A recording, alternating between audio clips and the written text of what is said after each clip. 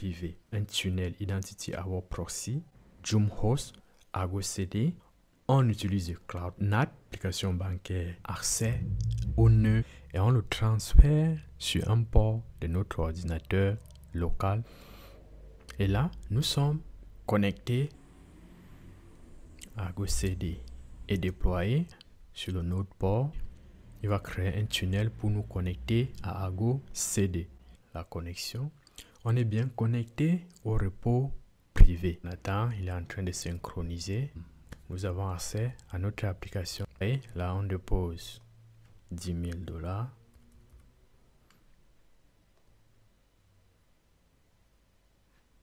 Là, on envoie $1,000.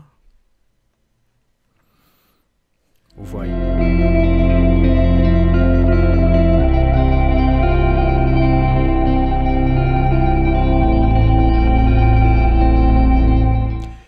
Maintenant, si nous voulons nous-mêmes administrer, pouvoir visualiser ce node, s'il y a besoin de faire l'optimisation, faire des drainages des nœuds pour optimiser et adapter notre infrastructure selon notre besoin et avoir le contrôle sur l'infrastructure, il faut passer par un cluster standard.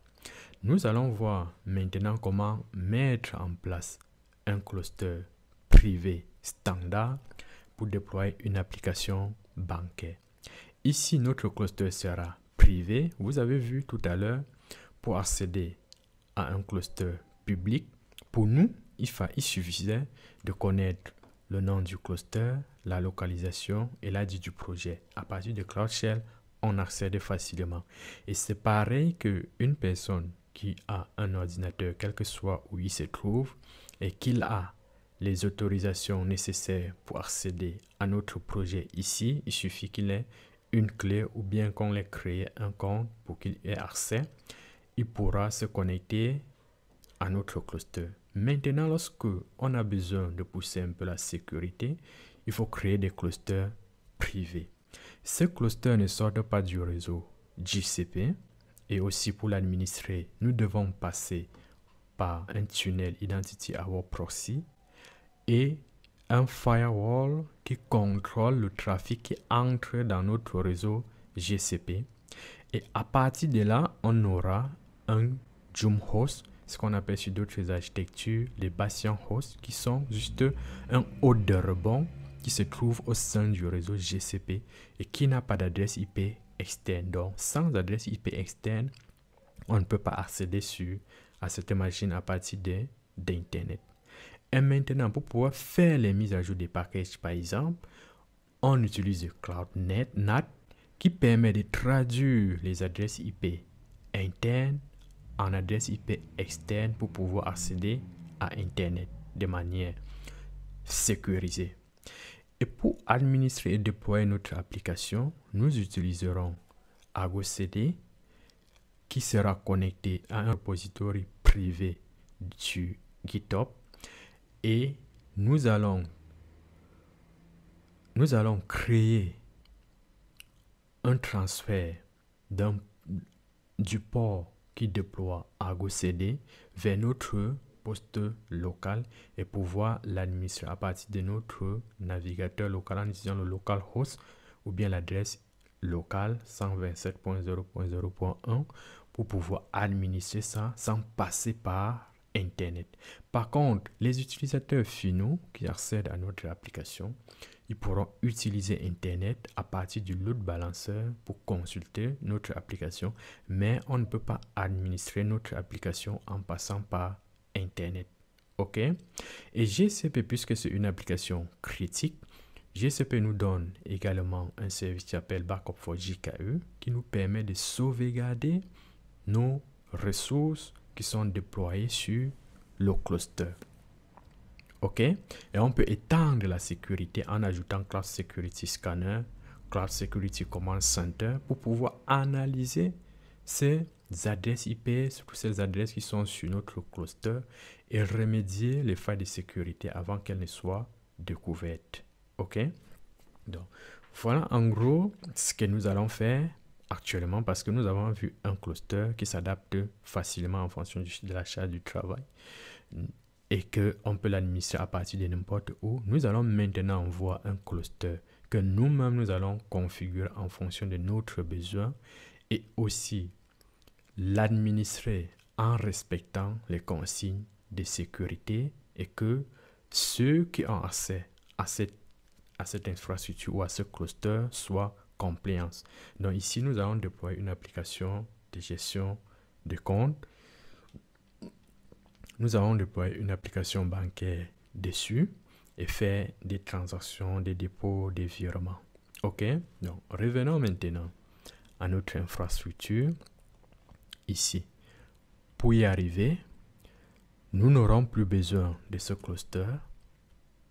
On vient là, on déploie notre infrastructure pour un cluster privé et sécurisé. On ouvre, on revient là. Nous redéfinissons nos variables d'environnement juste pour être sûr qu'on a encore le bon token. On valide.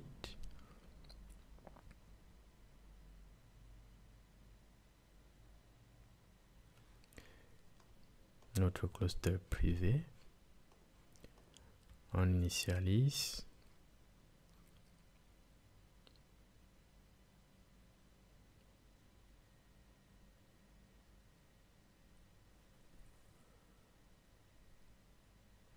OK. On revient, on vérifie le plan, qu'est-ce qui sera provisionné et qu'est-ce qui sera supprimé. Parfait. Nous voyons que 2 ressources seront supprimées, une changée et 14 ajoutées. On revient, on lance le provisionnement de notre infrastructure en supprimant l'ancien cluster.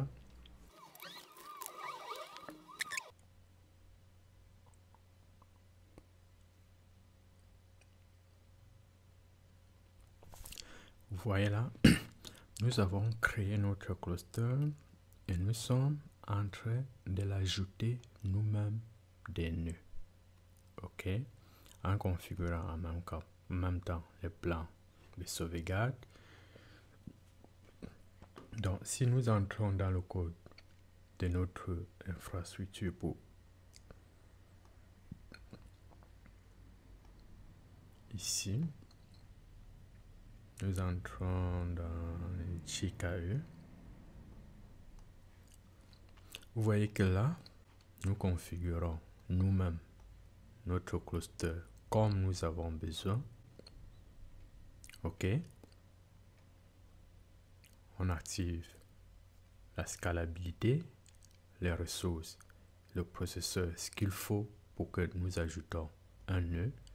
Nous ajoutons nous-mêmes et nous définissons aussi la configuration pour les nœuds que nous voulons utiliser en donnant le nombre de nœuds minimum et le nombre de nœuds maximal qu'il faut pour notre cluster.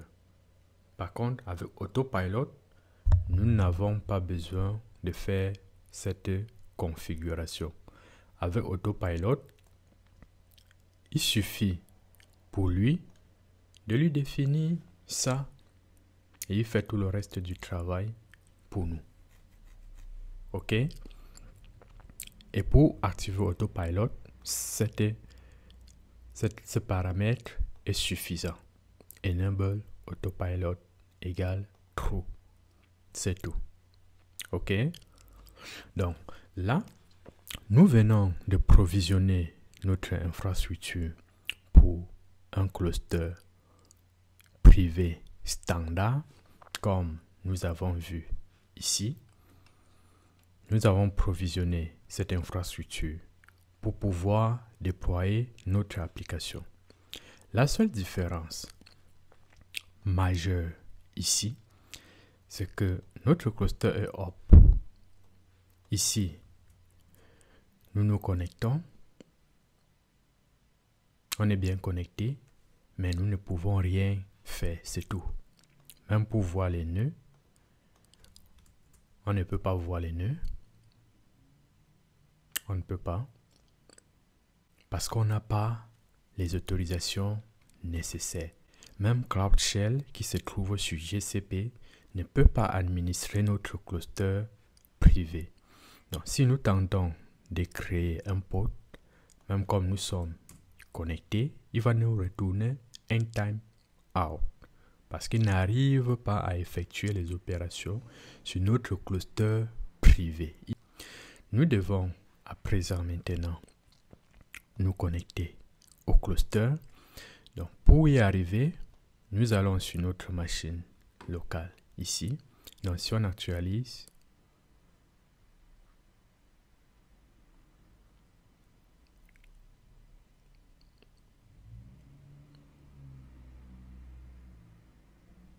on a notre cluster GKE standard privé et il a 4 nœuds, 8 Go de processeur, 30 Go de mémoire. Par contre, pour celui-ci, il faut que nous configurons notre cluster en fonction de la charge de notre application. OK? Donc, voilà. C'était un peu pour vous montrer à quel niveau GKE Autopilot peut optimiser et aussi avec GKE standard, nous pouvons configurer nous-mêmes et avoir le contrôle. OK? Et si nous allons ici sur Compute Engine, vous voyez que nous avons bien accès aux nœuds qui sont liés à notre cluster. On peut se connecter dessus. Même quand ils n'ont pas d'adresse IP externe, nous allons passer par ce Joom Host et nous connecter à ce cluster, à ce nœud en passant par notre ordinateur local. OK? Donc, pour y arriver, nous revenons sur compte de service. Nous avons provisionné automatiquement un compte de service Identity Aware Proxy qui a les autorisations nécessaires pour accéder à GCP. On crée une clé ici. On dit OK. On la nomme IAP. Identity Aware Proxy. On stocke. Là, notre clé est créée. Nous ouvrons un terminal sur notre ordinateur local ici. Un terminal ici. On se connecte en utilisant notre clé. On s'est bien connecté. Ici, on récupère le token. Donc, pour afficher, vous pouvez afficher le token directement comme ça. Mais nous voulons la sauvegarder comme une variable. OK. On exporte la variable. On définit l'ID de notre projet. Ici, on ajoute son identifiant. On définit. OK. Donc, il y a un espace. Pour être sûr, on évite les espaces. On définit. Maintenant que nous avons effectué cette configuration, pour se connecter à ce tunnel, vous voyez que ici, pour le tunnel, G-Cloud Compute Start Identity Aware Proxy Tunnel. Et nous donnons le nom de notre Joom Host. Donc ici, nous venons sur Joom, sur Compute. On lui donne le nom de notre Joom Host. OK? Il va utiliser ce nom en se connectant avec le port 2222, le port SSH, et on le transfère sur un port de notre ordinateur local pour pouvoir accéder à cette machine. Et vous avez vu dans notre diagramme, nous avons défini un port par feu pour autoriser la connexion SSH sur le réseau GCP. OK?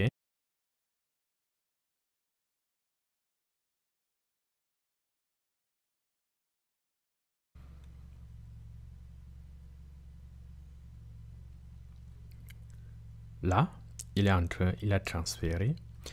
On ouvre ici. Si on lance comme ça sans ajouter notre adresse IP, il est arrivé à transférer le port. Si on lance ici, on tente la connexion SSH.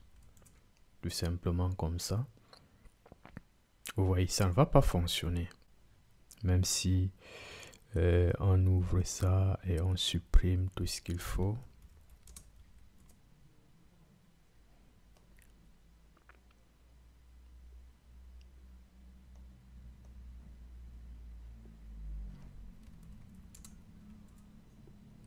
Voilà.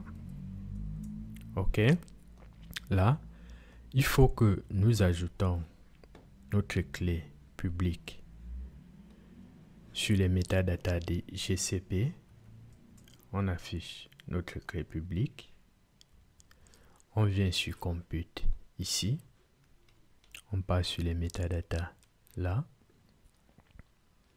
On enregistre notre clé.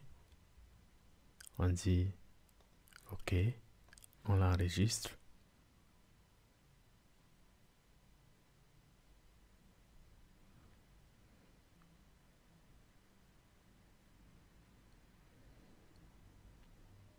Voilà.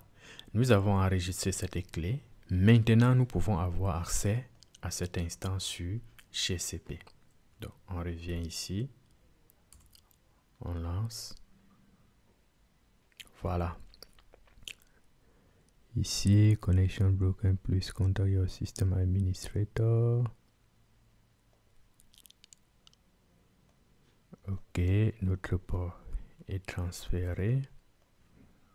On dit OK.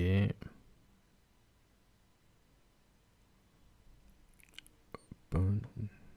Ici. Add correct host key. OK.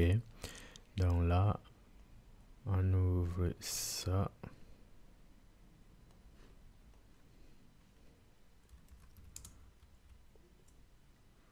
On ouvre et on ajoute notre clé à nous-mêmes. Là, on relance ici. OK, on dit oui. Là, on dit oui. Et là, nous sommes connectés à notre instance privée. À partir d'ici, nous pouvons maintenant administrer notre cluster. OK? Donc, nous revenons ici. On est connecté. On installe le plugin GCP. Vous voyez, pour pouvoir installer ces packages, on a besoin d'un cloud NAT. Sinon, on ne peut pas installer ces packages. Nous revenons là. On met, on installe. Là, c'est installé. Et il faut noter que notre script ici, lorsque nous déployons, nous créons l'instance, il y a un script de démarrage que nous avons ajouté et lui, il nous permet d'installer le client kubectl, celui-ci. Fait la mise à jour, puis il nous installe le client kubectl et il nous installe aussi Git. OK? Donc, nous n'avons pas besoin d'installer ça manuellement. Donc, quand nous faisons, nous chargeons notre script ici pour que la création d'instance embarque déjà ça pour nous. OK? Donc, là, cette partie, elle est bonne. On revient, on se connecte sur Google Cloud en utilisant notre compte. Ici, on copie, on le met sur le navigateur, on choisit notre compte, on dit OK, on valide, on copie la clé, on met notre clé ici, on valide et on est connecté sur GCP. OK, nous revenons là, on définit les variables ici au sein du projet. Là, on définit le projet. OK, on peut se connecter maintenant à notre cluster. Vous voyez, ici, nous sommes bien connectés au cluster et on peut administrer notre application. Pour y arriver, nous allons maintenant installer Argo CD sur notre cluster privé. Et là, nous revenons ici pour installer Argo CD. On crée le namespace. Le namespace est créé. Vous voyez qu'on arrive maintenant à effectuer les opérations sur notre cluster. Et là, on utilise le fichier d'installation par défaut de Argo CD qui se trouve sur le projet, sur GitHub. On valide.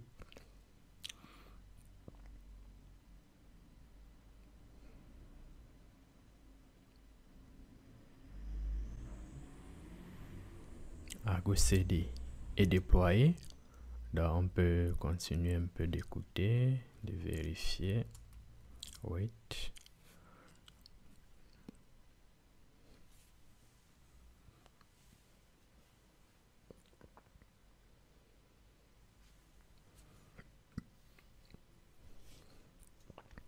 Pendant que cela, notez que vous pouvez aussi toujours visualiser les pods qui sont déployés sur le cluster à partir d'ici. Donc voilà, Argo CD est déployé. Nous récupérons l'adresse de son serveur. Ici, on transfère, on fait le patch pour exposer le service sur le node port pour qu'il ne soit pas accessible sur Internet. Comme vous avez vu avec d'autres, on a exposé, les services étaient exposés, le service du front était exposé sur load balancer pour automatiquement l'attribuer une adresse IP externe. Puisque ceci, c'est une plateforme d'administration qui doit être privée aux administrateurs de l'entreprise, on ne l'expose pas sur Internet. Ok, là, on déploie, on fait le patch, on récupère le service.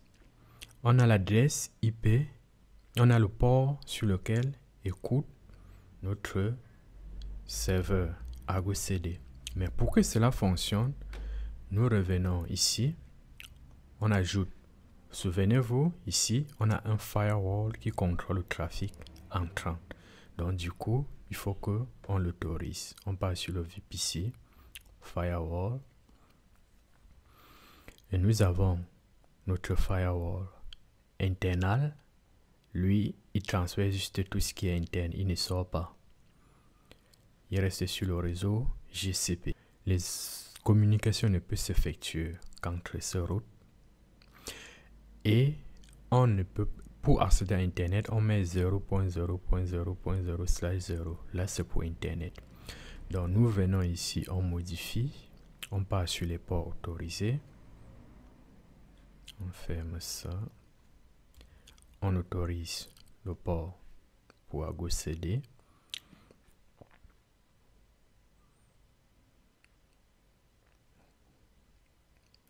Le port pour Argo CD est autorisé. Donc maintenant, nous pouvons accéder à Argo CD.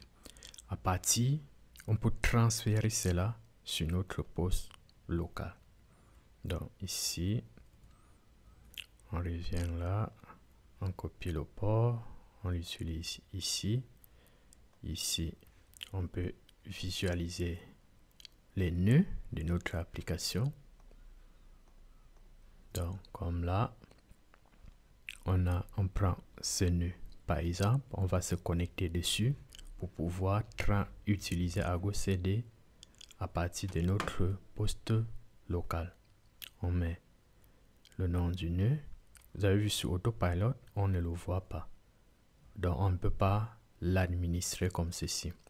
Donc du coup, nous ouvrons notre ordinateur local et on lance un autre tunnel qui doit transférer le port 31.305 du nœud qui qui est déployé à US East 4 C, donc ça c'est un centre de données, on les transfère sur un port local. Comme je vous disais, ici, la réplication des nœuds, ça permet de gérer la résilience de notre application. Vous voyez, nous avons déployé Argo CD. Il est répliqué dans chaque centre de données.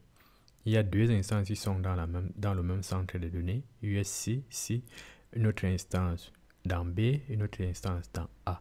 Et chaque zone ici représente un centre de données différent. OK? Donc, nous ouvrons actuellement un autre terminal parce que celui-ci fait la connexion. Il crée le tunnel pour se connecter au Joom Host. Nous lançons un autre terminal et lui, il va transférer, il va créer un tunnel pour nous connecter à Argo CD. Donc lui, il nous a créé un tunnel qu'on doit utiliser pour se connecter à Argo CD. Donc nous lançons Argo CD sur notre ordinateur local. Et là, on a accès à Argo CD.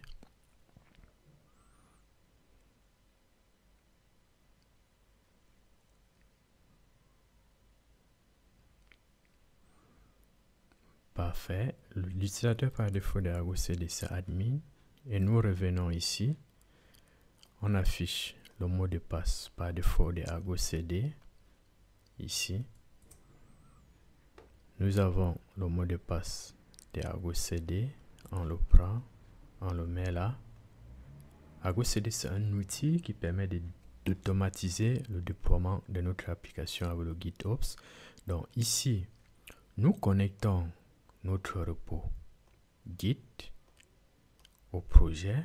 Par défaut, on donne l'URL du repos Git dans lequel se trouve notre manifeste. OK? Ici, on donne le repos, le username, on lui donne le token qu'il doit utiliser pour se connecter à notre repos.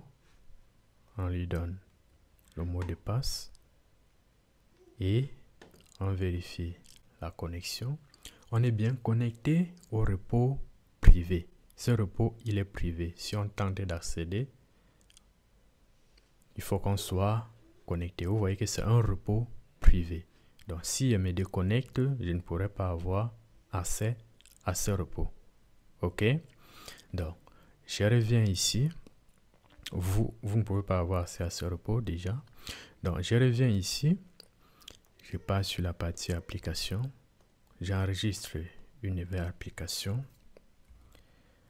Et là, le nom de l'application, c'est Bank for Anthos. C'est un projet que GCP nous donne pour pouvoir faire des tests. OK? Donc, vous pouvez trouver tout ça sur le repos GCP. Et là, ici, nous donnons la branche sur laquelle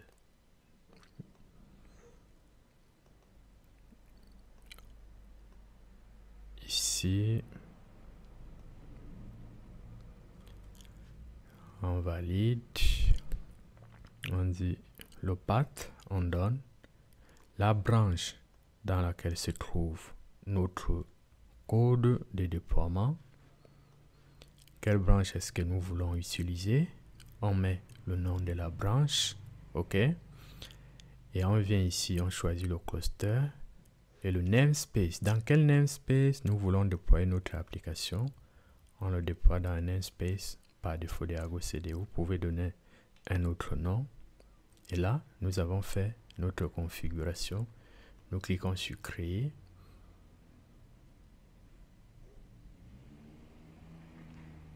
On attend, il est en train de synchroniser. Il s'est bien connecté. Il va déployer notre application sans passer par Internet. Donc, si nous venons ici, pendant que c'est en train de déployer, si nous venons dans l'application, dans notre Joom Host, on lance, vous voyez qu'il y a déjà 3 ports qui sont lancés. Et si nous venons ici, on vient là, on regarde workload. Vous voyez, là, il y a 3 ports qui ne sont pas encore up. Mais sinon, la majorité sont up. On actualise. Il nous reste 3 ports. Donc, là, à chaque fois qu'il y a une nouvelle mise à jour sur ce repos de manifeste, Argo CD la déploie directement sur notre cluster privé. OK? Parce qu'on a déjà fait la configuration nécessaire. OK, tous nos ports sont up. Nous revenons là, le service, on affiche les services et nous avons l'adresse IP externe pour accéder au front-end de notre application. Donc, si nous revenons ici, on lance le front-end de notre application. Là, on valide. Bam! Nous avons accès à notre application Bank of Anthos. Et nous avons les transactions. Nous pouvons effectuer un dépôt. On peut déposer $10.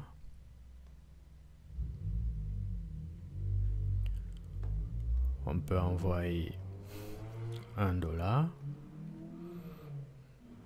Vous voyez, là on dépose $10,000.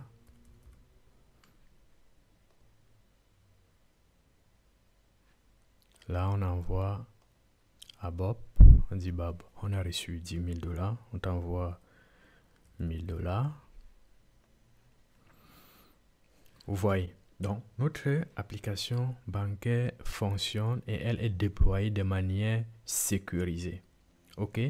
Donc, ce que vous pouvez noter sur un cluster standard, c'est que les clusters standards vous donnent la possibilité d'avoir plus de contrôle sur votre cluster, mais pour son optimisation, c'est vous aussi qui allez prendre en charge l'optimisation des ressources, c'est vous qui allez prendre en charge la sécurité du cluster.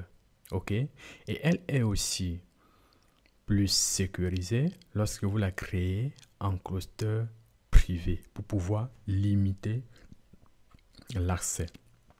Et GCP vous offre des services des services de sécurité comme Identity Aware Proxy pour accéder à votre cluster de manière sécurisée sans avoir à passer par Internet.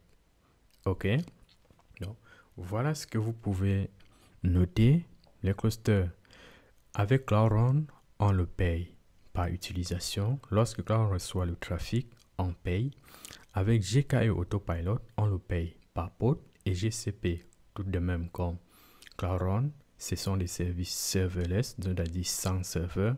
Ça veut aussi dire, ce n'est pas nous qui administrons le serveur, mais le fournisseur qui prend cela en charge pour nous. Et on a maintenant le cluster standard que nous avons plus de contrôle dessus pour pouvoir administrer nous-mêmes notre cluster et prendre en charge l'optimisation, la gestion des ressources, la sécurité pour si on veut déployer des applications critiques. Maintenant que nous avons fait le pas avec un cluster privé standard et un cluster public GKE Autopilot, donc le standard peut se faire en public comme on a déployé Autopilot, il fonctionne de la même manière. Et le Autopilot peut fonctionner en privé, comme nous avons fait avec le standard, mais avec des mécanismes d'accès un peu différents. OK? Donc, nous passons maintenant. Si notre application, par exemple, GCP, nous voulons voir en quelque sorte, nous voulons optimiser les coûts d'infrastructure cloud en nous poussant voir avec le multi-cloud, ou bien avoir des applications sur site qui demandent une protection des données qui ne doit pas être disponible sur Internet. On parle maintenant du cloud hybride. Ici, on parle du cloud hybride ou bien du multi-cloud. Si nous avons les ressources qui doivent rester sur AWS peut-être en fonction d'une zone que GCP n'a pas, nous pouvons faire du déploiement multi-cloud. Ou bien si l'entreprise a besoin de déployer ses ressources en local, c'est-à-dire sur site ou on-premise, on peut utiliser Anthos pour gérer le déploiement hybride et multi-cloud. Actuellement, nous allons passer au déploiement multi-cloud entre GCP et AWS en utilisant Anthos.